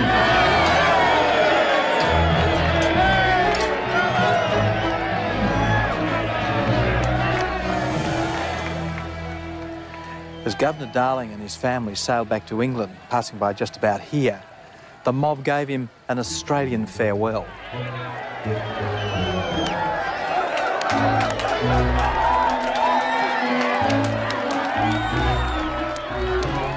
He must have left wondering what he'd done to deserve 6 years of New South Wales.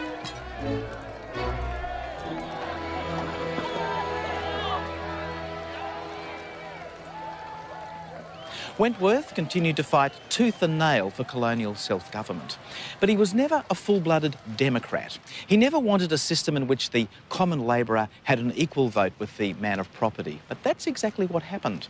25 years later, the first democratically elected parliament. And the delicious irony is that the old rogue helped to pave the way. As for that cunning little thief, before he's finished, he and Elizabeth will have a great deal more. Their farm and those of the other core members now deliver the produce needed to make the colony self-sufficient, a huge step forward in giving the colony a future. Gradually, the other smaller settlers, many of them ex-convicts, catch up as well. New South Wales is becoming more of a farming community than a jail for old lags. But all the farming land has to come from where? The short answer is from the Aborigines. As the white settlers take up more land across the 1790s, the Aborigines fight back. No one's asked them. The land is simply taken. By contrast, MacArthur has good relations with the local Durag people. Through careful negotiations, he avoids the violence and the troubles affecting other farmers.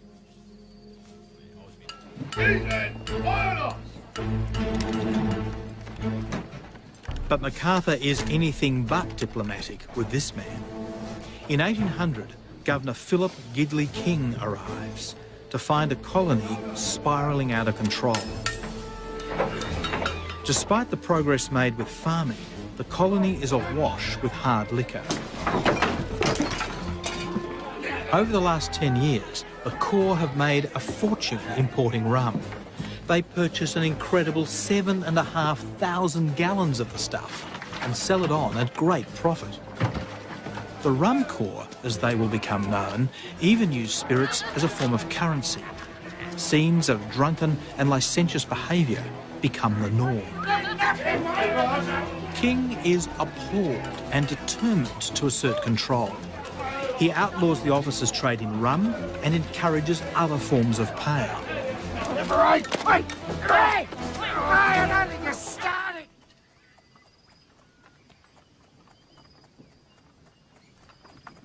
King's fight with the Rum Corps brings him into direct confrontation with John MacArthur.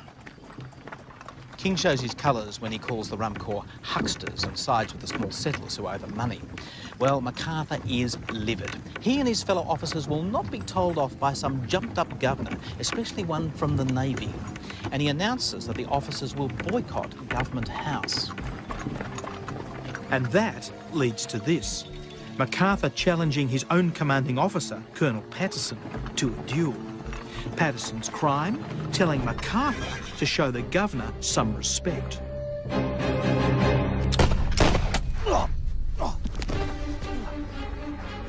rot on Norfolk Island for this. Damn you, sir. I'm no serf. You've treated me with the blackest treachery. I demand a court-martial in London, point of honour. Oh, for heaven's sake! Excellent, you're bound for London forthwith.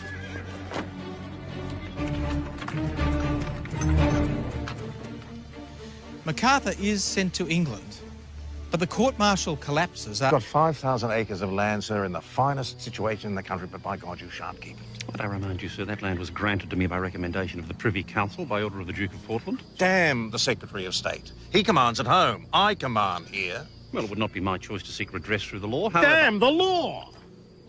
My will is the law.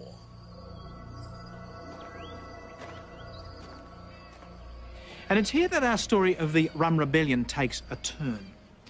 Now, MacArthur is the owner of a ship called the Parramatta, and it's about to get him into trouble.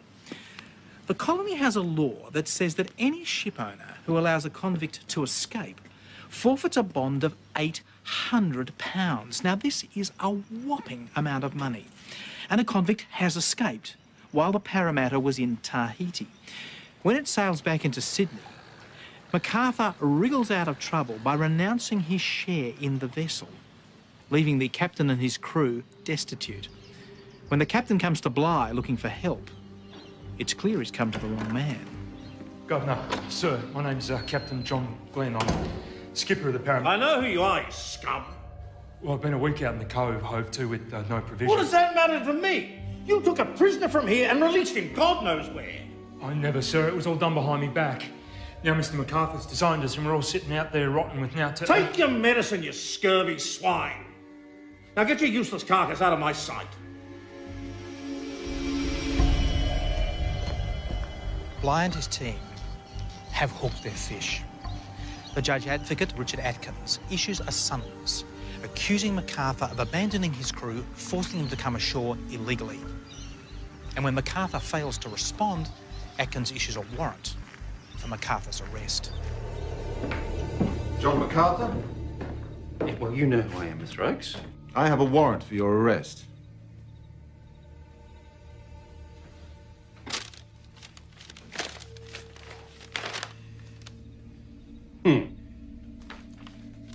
Well, Mr. Oakes, you will inform the persons who have sent you with this warrant, which I now have a copy of, that I will never submit to the tyranny attempted until I am forced. I treat this with loathing and contempt, as I do the persons who have directed it to be executed. Do you understand that, Mr. Oakes? You tell them that this warrant can only be meant as an insult to me. Now, they will probably be angry with you for disappointing their expectations, Higgins, but you may tell them in your excuse that I am a sort of gentleman you do not much like to force into anything, and that if they send you with another warrant, they should provide you with an armed force, because I looked in a desperate ill humour.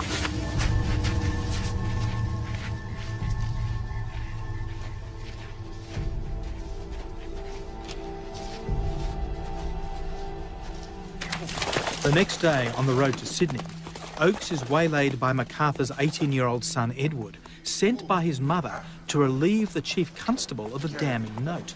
Oakes refuses to hand it over. It's evidence of sedition and ripe for court. Meanwhile, Bligh is tearing down people's houses. Some of after all the paperwork is rather conveniently lost at sea. And he deftly brings the matter to a close by resigning from the army.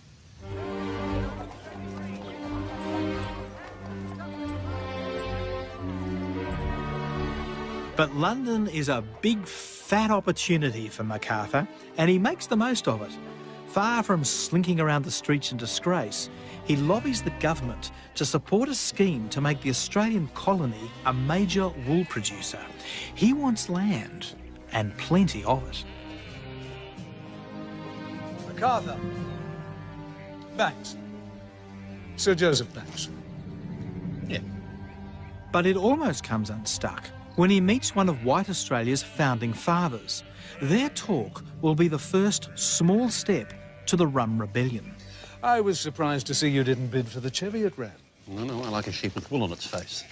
You have a hard sun in Australia, as you well know. Indeed I do. I assume your intention is to take your purchases back to Australia immediately. Mm-hmm. If that is the case, you may well be unaware there is an Act of Parliament that forbids the exportation of English live sheep from these shores. Never heard of such a thing. But I'd be prepared to help you around this travail. And why would you want to do that? I'm interested to see the colony prosper. Well, there's only one thing I'm interested in seeing prosper, and I can do it without your help. Perhaps you're right. The Cheviot isn't suitable for New South Wales. I do hope, however, that the people of the colony share one of its qualities. Oh, yes. There's no fear of the wool being pulled over its eyes. I bid you good day, sir. He can't help himself, can he, MacArthur? Next stop, the corridors of power, and no less a personage than the Secretary of State for the colonies. Your encounter with Sir Joseph is the talk of Whitehall. I have no idea why, just a few words. He's campaigning against the size of your grant. Words cost you dearly, my friend.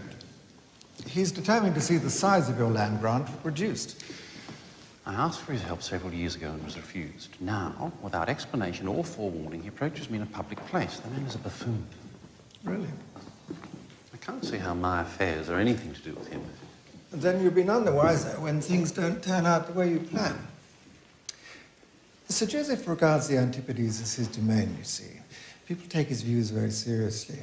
They seek out his advice and, dare I say it, usually take it. Yeah, man, it was impertinent. Good Lord, the old boar was in the country 30 years ago. It was all kangaroos and savages. Indeed. However, he says my land grant to you of 10,000 acres seems overly generous. There are many who agree with him. They say you fellows control too much already. Give the small settlers and ex-convicts a chance. That sort of thing. But it is done. Oh, yes, yes. In time, it will be done. For the moment, would you object to taking 5,000 acres at first, on the understanding that you'll receive the other 5,000 acres on completion of your undertaking?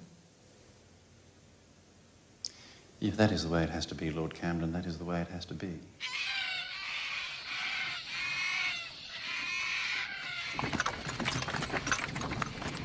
Back in Sydney, poor old Governor King can't believe it. He sent MacArthur to London in disgrace for a court-martial, and the road comes back with a land grant for 5,000 acres. King returns to England a bitter and disappointed man.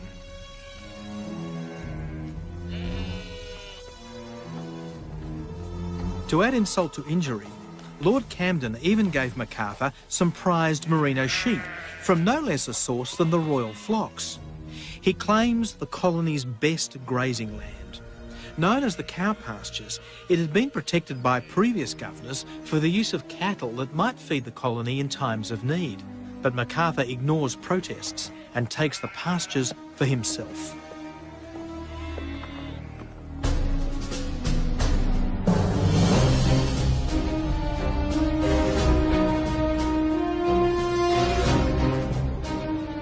In 1806, Governor William Bligh set sail for New South Wales, a man who will turn the colony on its head and change its destiny forever.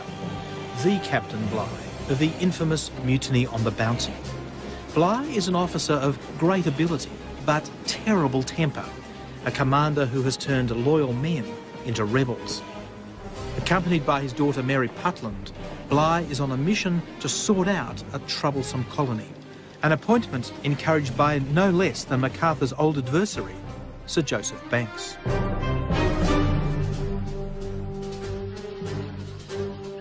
When Bligh arrives in New South Wales, the settler population is up to about 7,000 people. Only 1/5 are convicts under sentence, the rest a rabble of military, free settlers and ex-convicts. Bligh sees Sydney as a physical and administrative mess. He believes that he is the very man to knock it and the Rum Corps into shape. You're smiling, Papa. Because, madam, a group of uppity ex-convicts and unruly officers have to learn a lesson.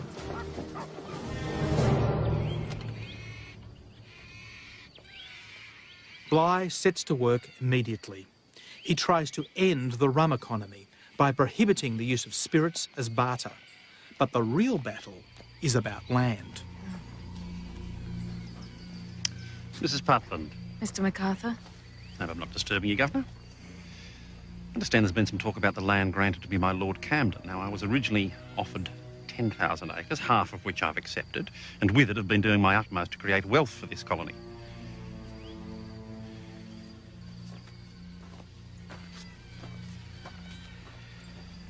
The area is called the Cow Pastures, for good reason, sir.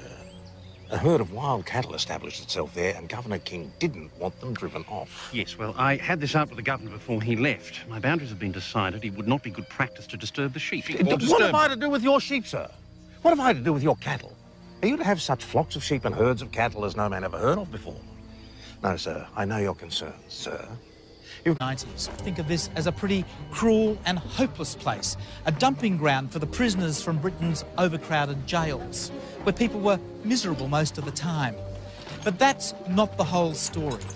New South Wales became a radical experiment in giving rogues, thieves and adventurers a chance.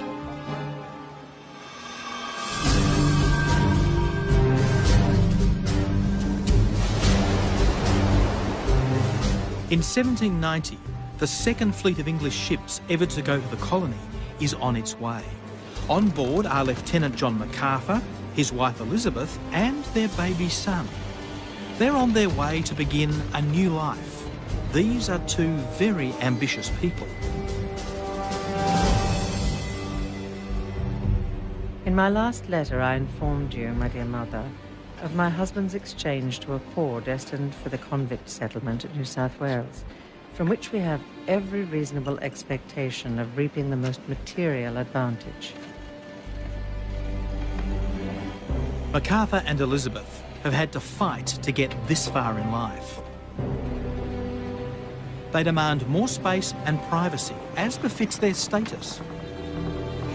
But then the second fleet is the voyage from hell. It is run by private contractors who normally work the slave trade. They're paid whether the convicts on board, who are the main reason for the colony existing at all, arrive dead or alive.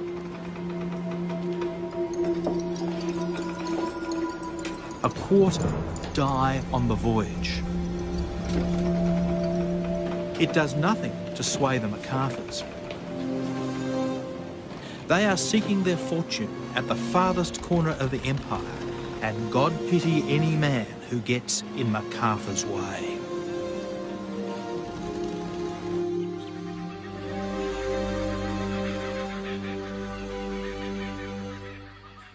The Sydney town that awaits them has also been doing it tough.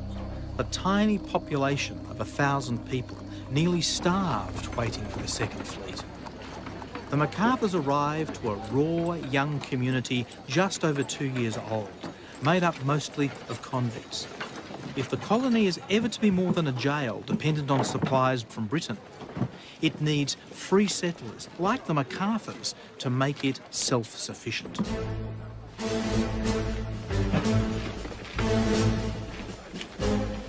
In the meantime, Lieutenant MacArthur has come to join these men, the soldiers of the New South Wales Corps, the troops sent to protect the colony. And he couldn't have timed it better. The Corps will soon be left in charge when the colony's founding governor is recalled to England.